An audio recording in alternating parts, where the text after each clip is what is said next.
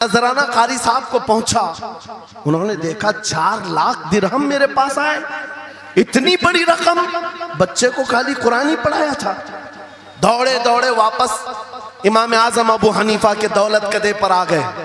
घर पर आए, कहा हुजूर आपसे मैं ये पूछना चाहता हूँ कहीं गलती से तो ये रकम मेरे पास नहीं आ गई, ये किस लिए दी गई है? कहा कि ये तो आपने कुरान बच्चे को पढ़ाया, मैंने हदियतन भेजा है। कहा हुजूर सिर्फ नाजरा कुरान ही तो पढ़ाया, इतनी बड़ी रकम।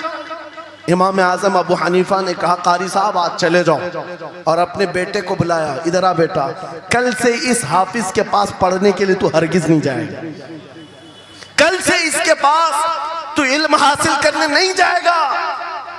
बच्चे ने पूछा हुजूर क्या हो गया? कहा जो बंदा मेरे 4 लाख दिरहम को कुरान से बड़ा समझता है, मैं उसके पास अपने बेटे को नहीं पढ़ा सकता। मैंने तो कुरान का एक हर्फ की कीमत नहीं अदा की, उसने कुरान के ऊपर मेरी रकम को समझ लिया। आज हमने कुरान को कहां समझ लिया है? वो इमाम आजम अबू हनीफा फरमाते हैं जो कुरान से ज्यादा माल को अहमियत देता है उसके पास बच्चों को पढ़ाओ भी मत, ना पढ़ाओ। अजीजा ने गिरामी वक़ार, हमारा ये दोहरा सलूक, हमारा ये दोहरा मेयार कुरान के साथ जो हमारी नाइंसाफी है, हमें अखलाकी पस्ती में लाकर खड़ा कर चुकी है, अखलाकी पस्ती में लाकर खड़ा कर चुकी है।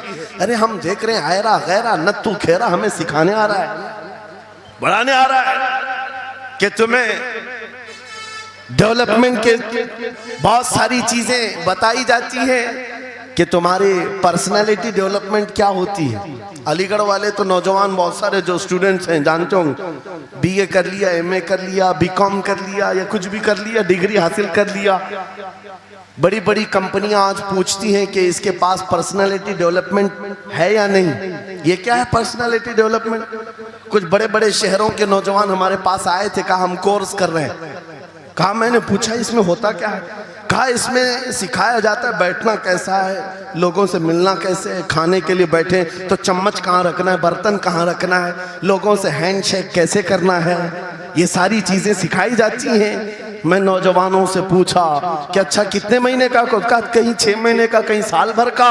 कहा अफसोस है उस कौम पर जिसका रसूल आया था ये कहते हुए बुइस्तु लिउतम्मिम मकारिमल अखलाक, मैं सबसे बुलंद अखलाक सिखाने के लिए दुनिया में आया हूँ। उस रसूल की उम्मत आज ऐसे लोगों के पास अखलाक सीखने जा रही है जिसको हलाल और हराम की तमीज नहीं, जिसको खड़े होकर पेशाब करने में फख्र लगता हो, उसके पास तो ये अखलाक सीखने जा रहे हैं, पर्सनैलिटी डेवलपमेंट सीखने जा रहे हैं। और मैं तुम्हें बताता हूं कुरानी अखलाक क्या है। मौला करीम ने अपने हबीब को जो बयान किया है, सूरह लुकमान उठाओ, बाप अपने बेटे को नसीहत क्या क्या करता है, अगर 3 आयतें भी पढ़ लो तुम्हारी जिंदगी सुधर जाएगी। लुकमान हकीम अपने बेटे से कहते हैं या बुनय्या अक़िमिस सलात वअमुर बिल मारूफ वन्हा अनिल मुनकर वस्बिर अला मा असाबक, ऐ बेटा नमाज पढ़ा कर, बुराइयों से बचा कर, अच्छाइयों की बात कर, जो मुसीबत आए उस पर सब्र कर। ये सिर्फ जुमले नहीं है, ये जुमले नहीं है।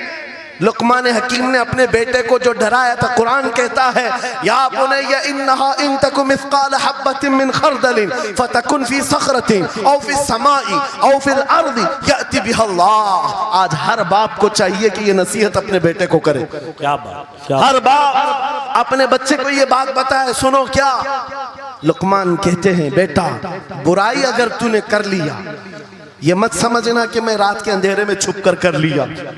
आज तुम्हारे हाथ में मोबाइल गुनाहों का अड्डा बन करके आया है, सिर्फ एक टच स्क्रीन पर सारी दुनिया तुम्हारे सामने नंगी नाचती हुई नजर आती है। कितने नौजवानों ने अपने अखलाक का कत्ल कर लिया है, उनकी आंखें हया से नापाक हो गई हैं। कितने लोगों ने अपना नूर ईमान बेच दिया मोबाइल की स्क्रीन पर चलने वाली इन बेहया तस्वीरों पर। कितने तो फरेफ्ता हो गए, कितने जवानी बर्बाद कर चुके। तुम क्या समझते हो? मेरे अजीजों, एक जवान ने मुझे बताया था, रात के वक्त मैं तन्हा मोबाइल लेकर बैठा था, अचानक पर्दा हिला तो डर लगा, जल्दी से स्क्रीन ऑफ किया, बैठा। मुझे लगा माँ आई होगी, बाप आया हो, कोई आया होगा, लेकिन कोई नहीं। पर्दा हिला, एक बिल्ली आई थी, इससे भी डर लग गया। मैंने कहा पर्दे के हिलने से इतना डर है कि कोई आ जाए तेरा ईमान कहाँ गया? वो मौला कहता है, यअलमु खाइनतल अयुनि व